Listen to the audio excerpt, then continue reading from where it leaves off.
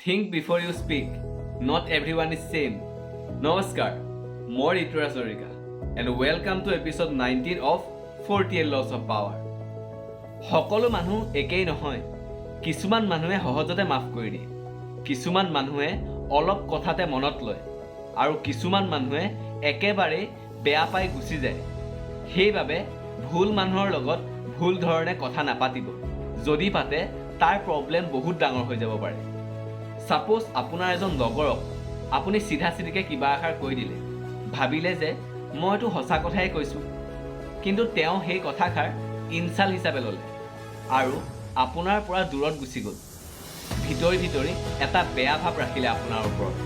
সঁচা কথা কোৱাটো ভাল, কিন্তু সকলো মানুহে একেধৰণে নলয়। So' before you speak, understand the person. সেইবাবে সঠিক মানুহৰ লগত সদায় সঠিকভাৱে কথা পাতিব। ধন্যবাদ।